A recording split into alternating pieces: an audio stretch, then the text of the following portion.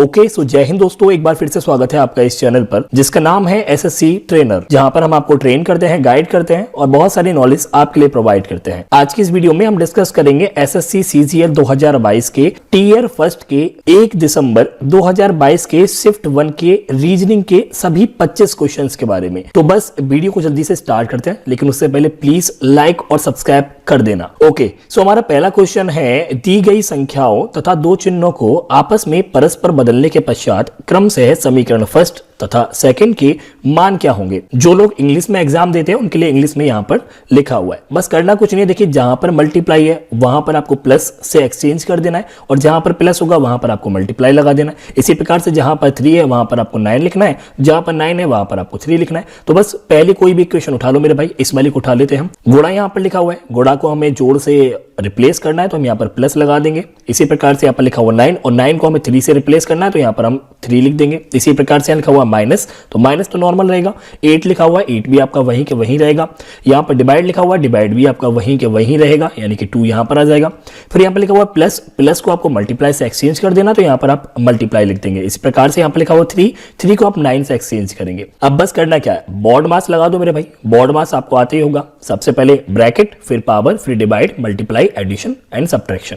सो bracket यहां पर है नहीं, पावर यहां पर है नहीं, डिवाइड यहां पर है, ये रहा। ठीक है, तो सबसे पहले आप डिवाइड कर दीजिए। 8 को 2 से डिवाइड करेंगे, आपके पास 4 आ जाएगा। तो यहां पर क्या हो जाएगा, 7 + 3 - 4 × 9। इसके बाद क्या होगा, मल्टीप्लाई होगा। मल्टीप्लाई यहां पर आपका है 4 × 9, ये हो जाएगा आपका 36। तो यहां पर 7 + 3 जो कि 10 हो जाएगा बाद में। 10 में से -36 करेंगे आप तो आपके पास माइनस में ही रिजल्ट आएगा, -26 आएगा। यहां पर आपको दूसरी वाली इक्वेशन को सॉल्व करने की कोई जरूरत है नहीं, क्योंकि ऑप्शन में -26 सिर्फ एक ही ऑप्शन में दिया हुआ है, यानी कि यही ऑप्शन जो है वो आपका राइट आंसर होगा। बहुत सिंपल था ना, बढ़ते हैं आगे। सो यहां पर बोला गया है कि एक निश्चित कूट भाषा में बी होल्ड को इस प्रकार से डिकोड किया गया है, इसी प्रकार से इंडीड को ऐसे डिकोड किया गया है। अब आपको बताना है कि कोर्स को किस प्रकार से हम डिकोड करेंगे। इन्होंने बी होल्ड को किस प्रकार से डिकोड किया है वो आप देखिए। बी होल्ड को उन्होंने इस प्रकार से डिकोड किया, तो इसको हम एकदम नीचे लिख देते हैं। यहां पर सबसे पहले उन्होंने बी लिखा, फिर डी आया है, फिर ई आया है, फिर एच आया है, फिर एल आया है और फिर ओ आया है। इसी प्रकार से यहां पर भी हम इंडीड को लिख देंगे, यानी कि इस वाले को। तो यहां पर क्या है, सबसे पहले डी आया है, फिर एक और डी आया है, फिर एक और ई आया है, फिर एक और ई आया है, फिर आई आया है और फिर एन आया है। अब देखिए आप, यहां पर आपके 6 लेटर थे, यहां पर आपके 6 लेटर थे, नीचे भी आपके 6 ही लेटर हैं और कोई भी लेटर नया नहीं है। यहां पर भी बी था, यहां पर भी बी है, यहां पर भी ई था, यहां पर भी ई है, यहां पर एस था, यहां पर एच है, यहां पर एल है, यहां पर एल है, यहां ओ डी डी, यानी कि सभी लेटर ऊपर से नीचे हूबहू लिख दिए गए हैं, लेकिन उनकी जो पोजीशन है वो थोड़ी चेंज हो गई है। देखिए जब भी पोजीशन की बात आ रही है तो या तो इस प्रकार से जिग जैग होकर इस प्रकार से लिखे होते हैं, या फिर वो असेंडिंग और डिसेंडिंग ऑर्डर में लिखे होते हैं, यानी कि पहले छोटा 0 1 2 3 4 5 इस प्रकार से लिखे होंगे, या फिर ऐसे लिखे होंगे 3 2 1 0। समझ रहे हो? तो छोटे से बड़े की ओर होंगे या बड़े से छोटे की ओर होंगे। तो सबसे पहले आप इनकी पोजीशन लिख दो। देखिए बी जो है अल्फाबेट में सेकंड लेटर होता है, ई आपका 5वां होता है, एच आपका 8वां होता है, ये होता है 15वां, एल होता है 12वां और डी होता है 4था। इसी प्रकार से नीचे लिख दीजिए, बी होता है दूसरा, ये होता है चौथा, ये होता है 5वां, एच होता है आपका 8वां, एल होता है 12वां और ओ होता है 15वां। अगर आप ध्यान देंगे पहले छोटा आया, फिर बड़ा आया, फिर और बड़ा, फिर और बड़ा, फिर और बड़ा, फिर और बड़ा, यानी कि इस प्रकार से बढ़ते हुए क्रम में ये लिखे हुए हैं। यहां पर भी आपको बढ़ते हुए क्रम में ही लिखेंगे। सबसे छोटा जो लेटर है वो आपका सी है, क्योंकि वो 3rd पोजीशन पर आता है। उसके बाद ई आएगा क्योंकि वो 5वें नंबर पर आता है। उसके बाद ओ आएगा क्योंकि वो 15वें नंबर पर आता है। उसके बाद आर आएगा क्योंकि वो 18वें नंबर पर आता है। फिर एस आएगा क्योंकि वो 19वें नंबर पर आता है। और उसके बाद आपका यू आएगा क्योंकि वो 21वें नंबर पर आता है। तो यहां पर आपका यू आएगा। अगर आप इस वाले ऑप्शन को मिलाने की कोशिश करेंगे तो देख लीजिए CEORSU, यानी कि ऑप्शन नंबर 4 जो है वही आपका राइट आंसर है। ओके सो क्वेश्चन पढ़ने में बहुत बड़ा है, लेकिन क्वेश्चन बहुत सिंपल है। देखिए पहले शब्द का दूसरे शब्द से मतलब निकालना है। पुस्तकालय का पुस्तक से क्या मतलब है ये आपको पता है। देखिए पुस्तकालय यानी कि लाइब्रेरी, लाइब्रेरी में क्या होते हैं आपके बुक्स होते हैं। इसी प्रकार से म्यूजियम में क्या होता है, म्यूजियम में आपके आर्टिफैक्ट होते हैं, यानी कि संग्रहालय में आपकी कलाकृतियां होती हैं। हिंदी में कलाकृतियां, इंग्लिश होता तो आर्टिफैक्ट होता है। ये क्वेश्चन बहुत सिंपल है, एक नंबर सीरीज का क्वेश्चन था। यहां पर सबसे पहले आपको डिफरेंस फाइंड आउट करना होगा। अगर आप पहली नजर में देखेंगे तो प्यार तो नहीं होगा, लेकिन आप समझ जाएंगे कि पहली नजर में ही कि ये जो क्वेश्चन है ना सीरीज का, वो एकदम डिक्रीमेंट में जा रहा है, यानी कि सबसे बड़ा अंक जो होगा उसके बाद छोटा आ रहा है, उसके बाद और छोटा है, फिर और छोटा है, फिर और छोटा है। तो इनमें डिफरेंस फाइंड आउट कर लो। अगर आप 382 में 322 में अंतर देखेंगे तो -60 का अंतर है। इसी प्रकार से 22 और 72 में 50 का डिफरेंस होता है, 72 और 32 में 40 का होगा, 32 और 2 में आपका 30 का होगा। इसी प्रकार से जो अगला होगा वो आपका 20 का होगा। तो 202 में से अगर आप 20 को माइनस करेंगे तो आपके पास जो नंबर आएगा वो 182 होगा। सो ऑप्शन नंबर 2 जो है वही इसका राइट आंसर है। बढ़ते हैं आगे। सो ये जो आपके पास ये गिलास दिया गया है, इस गिलास को इन 4 आकृतियों में कहां पर सही से बैठा सकते हैं वो आपको बताना होगा। तो इसमें सबसे पहले आप ये जो 2 लाइन है ना, इन पर जरूर ध्यान दीजिएगा क्योंकि ये थोड़ा सा ऑड है, थोड़े से अलग है। तो इसमें देखिए ये लाइन यहाँ पर आ रही है लेकिन ये लाइन यहाँ पर नहीं है, तो यानी कि ये भी नहीं है। इसी प्रकार से देखिए ये लाइन यहाँ पर आ रही है और ये लाइन भी यहाँ पर आ रही है, यानी कि ये है। इसी प्रकार से यहाँ चेक कर लीजिए, ये आ रही है लेकिन यहाँ ये नहीं आ रही है, यानी कि ये नहीं है। इसी प्रकार से यहाँ पर ये है ही नहीं तो ये भी नहीं है, यानी कि ऑप्शन नंबर 2 जो है वही इसका राइट आंसर है। बहुत सिंपल क्वेश्चन था भैया, आगे बढ़ते हैं। ओके, सो इस क्वेश्चन में क्या बोला गया है कि आपकी वैल्यू जो है वो 83 के बराबर है, लेकिन यहाँ पर सभी के सभी आपको एस्टेरिक वाले सिंबल मिलेंगे, ये वाले यानी कि मल्टीप्लाई वाले। अब ये वाली जो इक्वेशन है वो आपकी गलत है, आपको ये सही करनी होगी। इनमें से ऑप्शंस में से कोई भी एक इक्वेशन को उठाकर, मान लो ये वाली इक्वेशन आपने उठाई फिलहाल, तो यहाँ पर जो प्लस है पहले तो इस प्रकार से आएगा 21 प्लस, उसके बाद यहाँ पर देखिए डिवाइड है तो यहाँ पर आ जाएगा 4 डिवाइड। इसी प्रकार से यहाँ पर माइनस है तो यहाँ पर आ जाएगा 156 माइनस। इसी प्रकार से यहाँ मल्टीप्लाई है तो यहाँ पर आएगा 13 मल्टीप्लाई 11 और ये होना चाहिए किसके बराबर, 83 के बराबर। अगर आप इसे सॉल्व करेंगे तो ये 83 के बराबर बिल्कुल नहीं होगा, आपको सॉल्व हमेशा बोर्ड मास से ही करना होगा, तो ये सॉल्व नहीं होगा। ऑप्शन जो है मुझे पता है पहले से ही कौन सा इसका राइट आंसर है, तो मैं समय ज्यादा बर्बाद नहीं करूंगा। ऑप्शन नंबर 2 जो है वही इसका राइट आंसर होगा, क्योंकि इस प्रकार के क्वेश्चनों में आपके पास कोई और ऑप्शन नहीं होता है, आपको एक एक करके सभी ऑप्शनों को यहाँ पर पुट करना होगा, आपको सॉल्व करना होगा, जिससे भी आंसर आता है वही आपका राइट आंसर होगा। सो वो जो राइट आंसर होगा वो आपका सेकंड ऑप्शन होगा, आप इसे ट्राई कर लीजिएगा, बोर्ड मास से आपके पास सही आंसर आने वाला है। सो बढ़ते हैं आगे। ओके, सो ये वाला आपका लेटर सीरीज है, यहाँ पर पी के लिखा हुआ है, फिर जीटी है, फिर एक्सी है, फिर ओएल है। यहाँ पर क्या आएगा ये आपको बताना होगा। अगर आपने ज्यादा सही से लेटर्स पढ़े थे तो आपको पता हो जाएगा एक बार में ही कि इस क्वेश्चन का जो राइट आंसर है वो आपका चौथा ऑप्शन FU होने वाला है। वो क्यों होने वाला है, क्योंकि सभी जो लेटर है वो आपके ऑपोजिट लेटर है। ऑपोजिट लेटर क्या होते हैं वो मैंने आपको हर बार बताया हुआ है।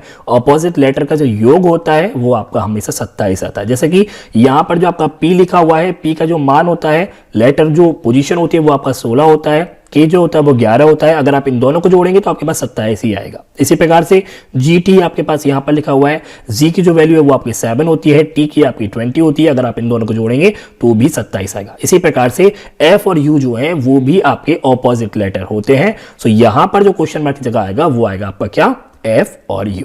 ठीक है, बहुत सिंपल क्वेश्चन था, देखते ही हो जाता है ये। तो आगे बढ़ते हैं। ओके, सो इस वाले क्वेश्चन में आपसे बोला गया है कि विकल्पों में से उस समुच्चय का चयन करना है आपको जो कि दी गई संख्याओं के बीच सही संबंध को स्थापित करता है। यानी कि 3, 14 और 1 के बीच में क्या संबंध है वो आपको फाइंड आउट करना होगा। उसी प्रकार से 4, 36 और 2 के बीच में भी वही संबंध होना चाहिए। अब इस ऑप्शंस में से भी आपको ऐसा ही संबंध को ढूंढना होगा। तो सबसे पहले हम इसको उठा लेते हैं। यहां पर आपका है 3, 14 और 1। रिलेशन कोई बन रहा है क्या? नहीं बनेगा। अगर आप 3 में देखेंगे, 3 के पहाड़े में 14 नहीं आता है। सो ऐसा क्या करें, 3 का अगर आप क्यूब कर देते हैं तो आपके पास नंबर क्या निकल कर आएगा, 27 निकल कर आएगा। अगर आप 1 का क्यूब कर देते तो आपके पास नंबर क्या निकल कर आएगा, आपके पास 1 निकल कर आएगा। अगर आप इन दोनों को जोड़ेंगे तो आपके पास नंबर क्या निकल कर आएगा, 28 निकल कर आएगा। अब अगर आप इस 28 को डिवाइड कर देंगे 2 से तो आपके पास नंबर क्या निकल कर आएगा, 14 निकल कर आएगा। यानी कि पहले नंबर का क्यूब, दूसरे नंबर के क्यूब और उन दोनों को जोड़ देना है, बाद में 2 से डिवाइड कर देना है, आपके पास नंबर बीच वाला आ जाएगा। अब देखते हैं क्या ये वाला लॉजिक यहां पर भी लगता है या नहीं लगता है।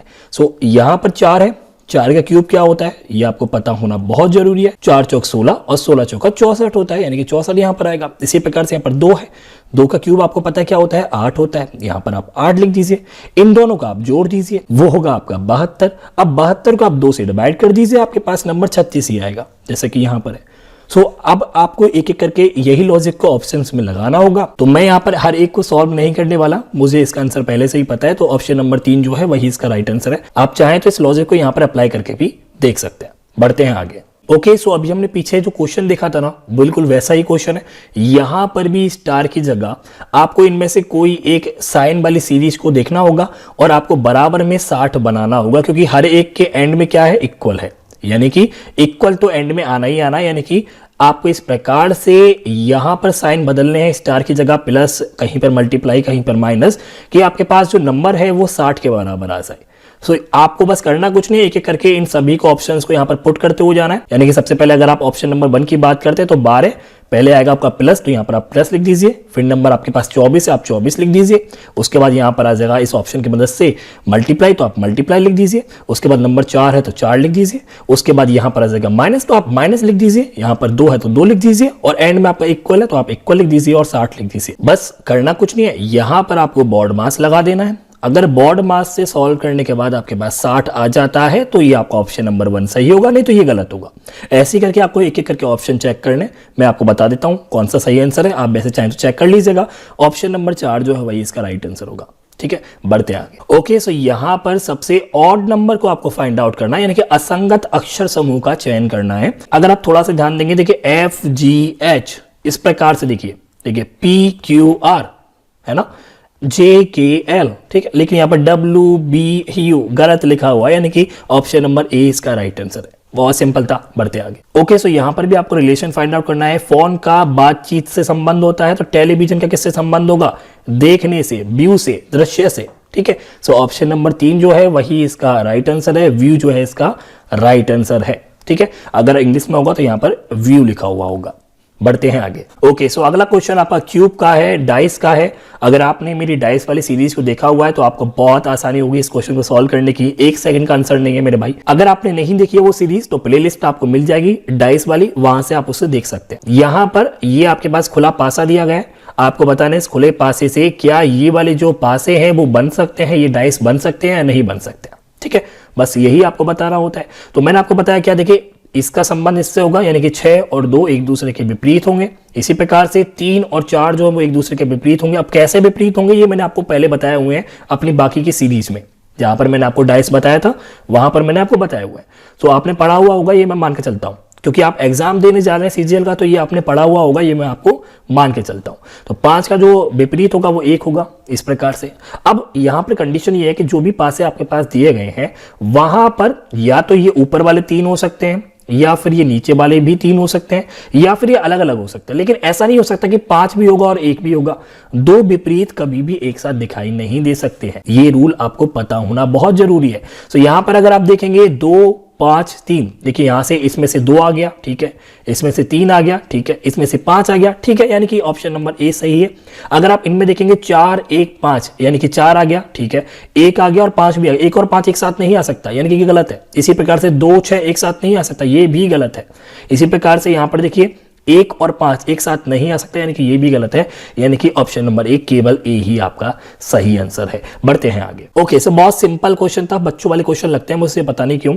ये मिरर वाला क्वेश्चन है, P और Q आपका मिरर है। ये आपके इस प्रकार से यहाँ पर लिखे हुए हैं, आपको बताना है कि परछाई कैसे बनेगी। देखिए मिरर है, यानी कि आपका दर्पण है, इस तरफ अगर आप देखेंगे तो प्रतिबिंब जो बनेगा आपका वो यहां बनेगा, और जो दर्पण के पास होगा वो आपका यहां पर आएगा। यानी कि M आपका यहां पर आएगा, 1 आपका यहां पर आएगा, 4 आपका यहां पर आएगा, 5 आएगा, फिर K आएगा, फिर Z आएगा, फिर L आएगा और B आएगा। लेकिन वो इस प्रकार से सीधे सीधे नहीं लिखे हुए आएंगे, वो एकदम पलट कर आएंगे। सो अगर आप M को पलटेंगे तो भी ऐसा ही आएगा, अगर आप 1 को पलटेंगे तो आपका कुछ इस प्रकार से आएगा। वो ये सब आपको आते होंगे, ठीक है। अगर आप 4 को पलटेंगे तो वो आपका इस प्रकार से लिखेगा, ठीक है। इसी प्रकार से 5 जो है वो आपका इस प्रकार से आपको दिखने वाला है, ठीक है, एकदम विपरीत। K आपका इस प्रकार से दिखेगा, Z आपका इस प्रकार से दिखेगा, ठीक है, L जो है वो आपका इस प्रकार से दिखेगा और B जो है वो आपका इस प्रकार से दिखेगा। बस ये आपको मिला लेना है और ये मिलेगा आपका ऑप्शन नंबर 1 से, यानी कि यही इसका राइट आंसर है। बढ़ते हैं आगे। सो बहुत सिंपल क्वेश्चन है मेरे भाई, इसमें से देखकर आपको बताना कि इस क्वेश्चन मार्क में नेक्स्ट फिगर कौन सा होगा।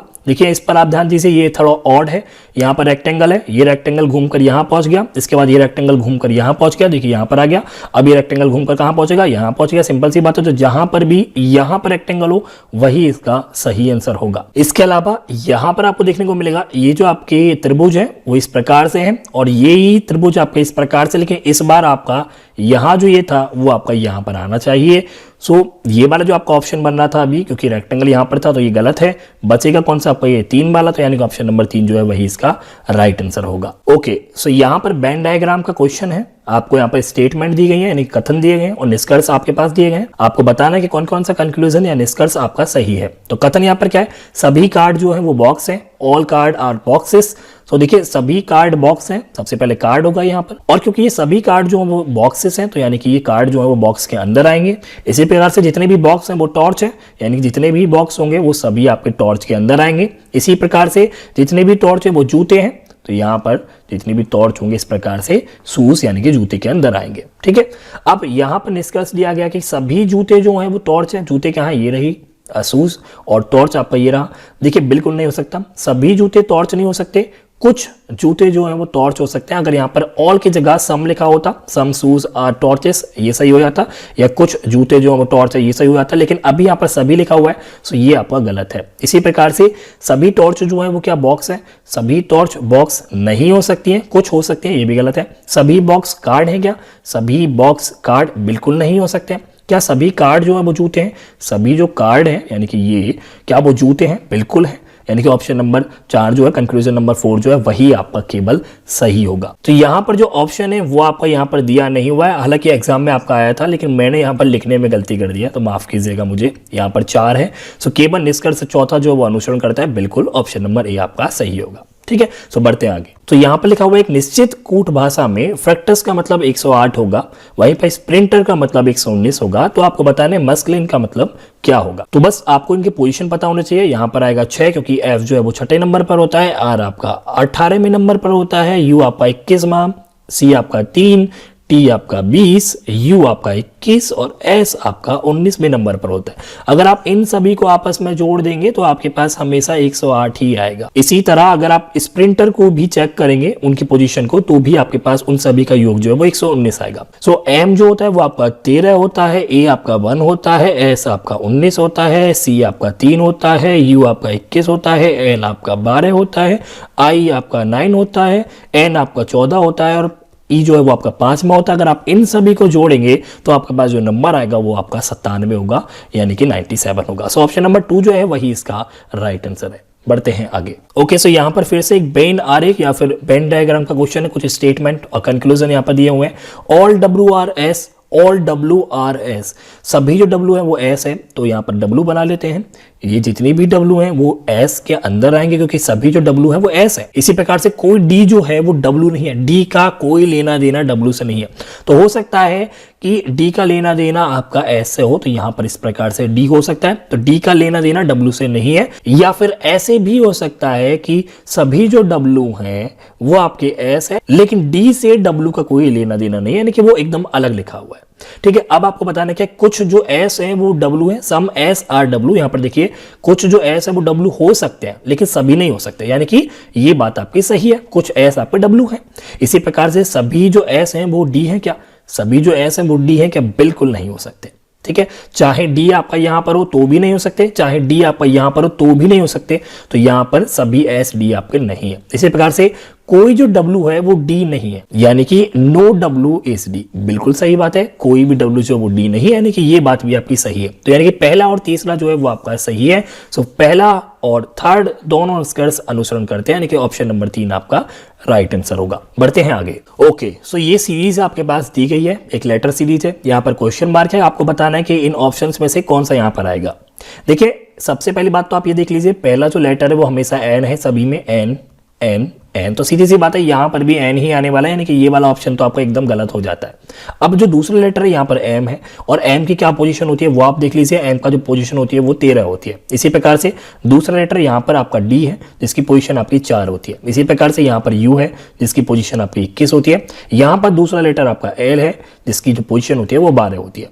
और इस क्वेश्चन मार्क की जगह जो भी आने वाला है उसका जो पहला लेटर होगा वो हमेशा एन होगा, दूसरा लेटर अभी हम पता कर रहे हैं। देखिए 13 और 4 के बीच में क्या संबंध है, और फिर 4 और 21 के बीच में, फिर 21 और 12 के बीच में थोड़ा जिगजैग सा लग रहा है ना, बिल्कुल लगेगा, क्योंकि 13 और 21 के बीच में +8 का अंतर है। इसी प्रकार से 4 और 12 के बीच में भी +8 का अंतर है, यानी कि 21 और अगला जो लेटर होगा उसमें भी +8 का अंतर होगा। अगर आप 21 में 8 को ऐड कर देंगे आपके पास 29 आएगा, लेकिन लेटर जो होते हैं वो 26 होते हैं। कितने एक्स्ट्रा है, 3 एक्स्ट्रा है। तीसरा कौन सा होता है, वो सी होता है, यानी कि दूसरा जो होगा वो आपका सी होगा।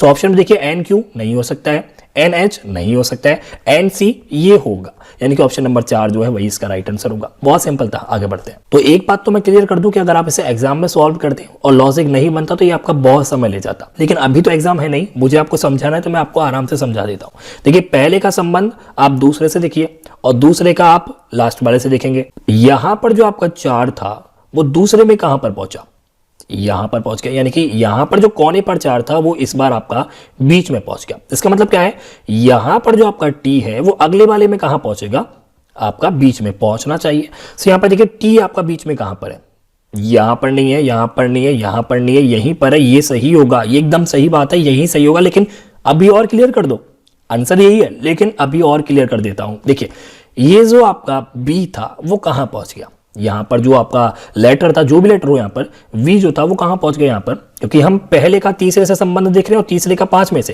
क्लियर है। तो पहले की हम तीसरे से बात करते हैं। ये जो बी था आपका इस वाले कोने पे पहुंच गया, तो इसका मतलब क्या है, ये जो ओ है वो आपका कहां पहुंचेगा, यहां पर पहुंचेगा, ठीक है। सो ओ देखो यहां पर है, बिल्कुल है। इसी प्रकार से यहां पर देख लो मेरे भाई, यहां जो आपका ये टी था, यानी कि ये वाला जो नंबर था आपका यहां पर जो भी था वो आपका कहां पहुंच गया, ये वाला जो लेटर था, क्योंकि हम पहले का तीसरे से बात कर रहे हैं, ये वाला जो टी था वो आपको यहां पर कोने पे पहुंच गया। यहां पर आपका 2 था तो अगले में कहां पर पहुंचेगा, ये 2 वाला जो है वो आपको इस बार कोने पे पहुंचेगा, यानी कि यहां पर आपका 2 आएगा। तो देखिए यहां पर 2 है, यानी कि बहुत सिंपल क्वेश्चन था, लेकिन ये लॉजिक पता करने में बहुत समय लगने वाला था। आगे बढ़ते हैं। ओके, सो ये क्वेश्चन बहुत सिंपल था। देखिए, 19 का 324 में क्या संबंध है, 25 का 576 में क्या संबंध है, इसलिए 9 का और इस क्वेश्चन मार्क का क्या संबंध होगा वो आपको बताना। पहली नजर में ही समझ में आना चाहिए, 324 जो होता है वो 18 का स्क्वायर होता है, 18 का वर्ग होता है। 576 जो होता है वो आपका 24 का वर्ग होता है। अब 18 का और 19 में क्या अंतर है वो देख लीजिए। 19 से अगर आप 1 कम करेंगे आपके पास 18 आएगा, 25 से अगर आप 1 कम करेंगे आपके पास 24 आएगा। इसी प्रकार से अगर 9 से 1 कम करेंगे आपके पास 8 आएगा,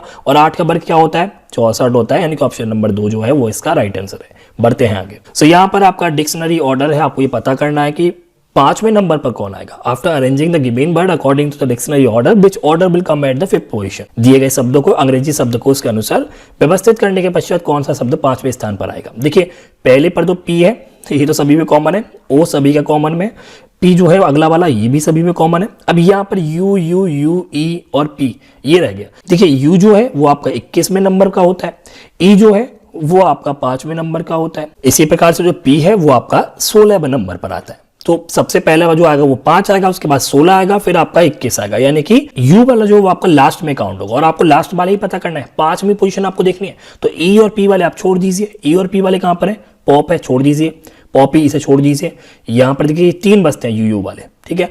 अब अगला क्या है, एल एल है, तो ये भी कॉमन है तो इसे भी छोड़ दीजिए। अगला क्या है, ए ये भी कॉमन है, इसे छोड़ दीजिए। अगला क्या है, आर टी और सी। देखिए, सी जो है वो तीसरे नंबर पर आता है, आर जो है वो आपका 18वें नंबर पर आता है, और जो आपका टी है वो आपका 20वें नंबर पर आता है। यानी कि जिसमें आपका टी होगा वही आपका लास्ट में आएगा, यानी कि आर वाले को छोड़ दीजिए, सी वाले को छोड़ दीजिए, टी वाला आपका लास्ट में आएगा, यानी कि ऑप्शन नंबर 2 जो है पॉपुलेशन वही इसका राइट आंसर है। सॉरी, यहां पर ऑप्शन नहीं है आपके, ऑप्शन आपके यहां पर है, ऑप्शन नंबर 4 जो है पॉपुलेशन वो आपका राइट आंसर है, ठीक है। बढ़ते हैं आगे। ओके, सो ये क्वेश्चन आपको दिया गया था, लेकिन यहां पर मुझे लगता है कुछ गड़बड़ थी, लेकिन फिर भी इसका जो राइट आंसर होगा वो ऑप्शन नंबर 1 होगा। लेकिन कैसे होगा वो मैं आपको बता देता हूं। देखिए, यहां पर 20, 6 और 4 लिखा हुआ है, इनका आपको संबंध पता करना है। 6 और 4 आपके टोटल 10 होते हैं, 10 की अगर आप 2 में मल्टीप्लाई करते हैं तो आपके पास 20 आएगा। इसी प्रकार से 24, 7 और 5 में क्या अंतर होगा, 24, 7 और 5, 7, 5 आपके 12 होते हैं, 12 को अगर आप डबल कर दे तो आपके पास नंबर 24 आएगा। इसका मतलब क्या है कि अगला जो भी होगा उनको आप जोड़ेंगे और उसका अगर आप डबल कर देंगे, इन दोनों को आप जोड़ दीजिए। 9 और 4 आपका 13 होता है, 13 का डबल कर दीजिए, 13 दूनी 26 होगा, लेकिन यहां पर आपका 65 है। इसी प्रकार से आप यहां पर करेंगे, यहां पर करेंगे, यहां पर करेंगे, तीनों में ये लॉजिक नहीं बनने वाला, यहां पर 65 बनेगा। तो मेरे हिसाब से हो सकता है मैं गलत भी हूं, मेरे पे ये लॉजिक ना पता किया गया हो, तो हो सकता है मैं गलत हूं, लेकिन यहां पर ये वाला ऑप्शन क्यों सही हो जाएगा, क्योंकि 13 जो आपके पास आया है 9 और 4 को जोड़कर, उसमें अगर आप 5 की मल्टीप्लाई करते तो 65 आ जाएगा। 13 की आपके टेबल में 65 आता है, लेकिन बाकी जो होंगे जैसे कि 8 और 5 होंगे वो आपके 13 होते हैं, 13 की टेबल में 40 नहीं आता है। 5 और 2 7 होते हैं, 7 की टेबल में 22 नहीं आता है। 7, 3 10 होते हैं, 10 की टेबल में 42 नहीं आता है। तो यहां पर सिर्फ ऑप्शन नंबर 1 बचता है जिसकी टेबल में 65 आ जाता है। तो इसलिए मेरे हिसाब से ऑप्शन नंबर 1 ही इसका राइट आंसर होगा। हो सकता है मैं गलत हूं, इसका कोई और लॉजिक हो, लेकिन मुझे लगता है इस क्वेश्चन में थोड़ा सा यहां पर गलती हो गई थी पेपर देने वालों से। आगे बढ़ते हैं। ओके, सो यहां पर हिंदी और इंग्लिश में लिखा हुआ है ब्लड रिलेशन, यानी कि रक्त संबंध का ये क्वेश्चन है। ए हैज वी अगर लिखा हुआ तो उसका मतलब क्या है कि ए जो है वो बी की बहन है। यहां पर लिखा हुआ है a@b, उसका मतलब क्या हुआ, a जो है वो b की पुत्री है। a बोलते हैं, जिसको नहीं पता मैं समझा देता हूं।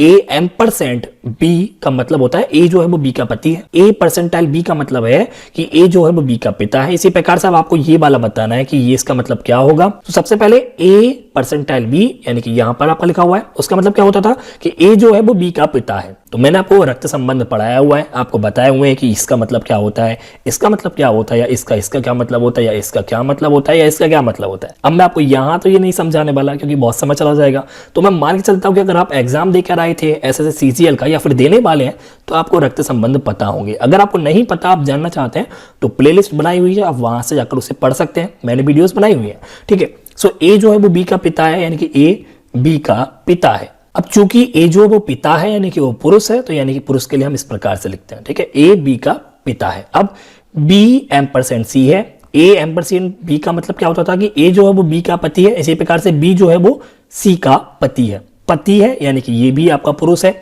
और किसका पति है, c का पति है, इस प्रकार से, ठीक है। अब क्योंकि ये आपका पति है तो ये आपकी पत्नी हुई, तो यानी कि ये महिला है। इसी प्रकार से अब आगे बढ़ते हैं। C has D, उसका मतलब क्या है, देखिए A has B का मतलब होता था A जो है वो B की बहन है। इसी प्रकार से C जो है वो D की बहन है। तो C जो है वो D की कौन है, बहन है। क्लियर। आगे बढ़ते हैं। D&E, उसका मतलब यहां पर देखिए A&B का मतलब क्या होता था, A जो है वो B की पुत्री है। इसी प्रकार से D जो है वो E की पुत्री है। तो E कहीं है, नहीं है, तो E आप यहां पर बना दीजिए। अब क्योंकि ये D जो है वो आपकी पुत्री है, ठीक है, और इस प्रकार से C और D जो है वो इसके बच्चे होंगे। अब क्वेश्चन क्या बोलते हैं कि B का E से क्या संबंध है, B का E से क्या संबंध है। देखिए E की जो बेटी है उसका पति बी है। इसका मतलब क्या है कि बी जो है वो ई के लिए दामाद होगा, यानी कि सन इन लॉ होगा। सो अगर इंग्लिश में कहीं लिखा हुआ है ऑप्शन है तो सन इन लॉ इसका राइट आंसर होगा, और हिंदी में 4 नंबर यानी कि दामाद होगा। ओके, सो यहां पर भी एक और रक्त संबंध से रिलेटिव क्वेश्चन है। वैसा ही क्वेश्चन है कि a × b का मतलब क्या है कि a b का भाई है। a - b का मतलब है कि a b की बहन है। a + b का अर्थ क्या है कि a जो b का पिता है। तो आपको बताना है कि p जो है वो r की बुआ या चाची है। तो इस क्वेश्चन में आपको एक एक करके सभी ऑप्शन उठाने पड़ेंगे। सभी ऑप्शंस को आपको वैसे ही सॉल्व करना होगा जैसे मैंने अभी आपको पीछे सॉल्व करके दिखाया था, ठीक है। तो यहां पर अगर आप देखेंगे, सबसे पहले क्वेश्चन क्या बोल रहा था कि p जो है वो r की बुआ या चाची होगी, यानी कि p जो है वो महिला है। ये बात क्लियर है। सो महिला के लिए यहां पर क्या दिया हुआ, देखिए a × b का मतलब क्या था, भाई है, ठीक है, इसे छोड़ दीजिए। a - b का मतलब क्या था, a b की बहन है। तो यहां पर देखिए माइनस कहीं है, ये रहा p - q, p - q, यानी कि ये वाले ऑप्शन तो आपके गलत हो गए। इन दोनों में से कोई एक सही होगा। सो इनमें से कोई भी एक उठा लो।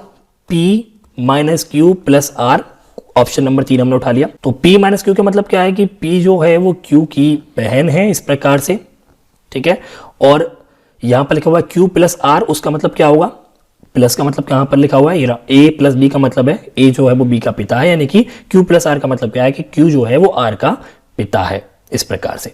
अब देखिए p r की बुआ चाची होनी चाहिए। सो r का जो बाप है उसकी बहन है p, इसका मतलब क्या है कि r के लिए जो p है वो बुआ बन गई है, यानी कि ऑप्शन नंबर 3 जो है वही आपका सही आंसर है, ठीक है। बढ़ते हैं आगे। सो ये क्वेश्चन बहुत सिंपल था, पढ़ने की भी जरूरत नहीं है, ठीक है। क्वेश्चन को पढ़ो भी मत। यहां पर देखिए आपको पता करना है सबसे अलग कौन सा है। देखिए इस ऑप्शन पे ध्यान दीजिए, यहां पर लास्ट डिजिट आपकी 5 है, यहां पर भी लास्ट आपका 5 है, यहां पर भी लास्ट आपका 5 है, यहां पर भी लास्ट 6 6 6 4 4 4, लेकिन यहां पर देखिए 7 3 1, यानी कि ये एकदम आपका भिन्न है, ये एकदम ऑड है, ये एकदम अलग है, यानी कि ऑप्शन नंबर 4 आपका राइट आंसर है। आई होप आपको वीडियो पसंद आई होगी।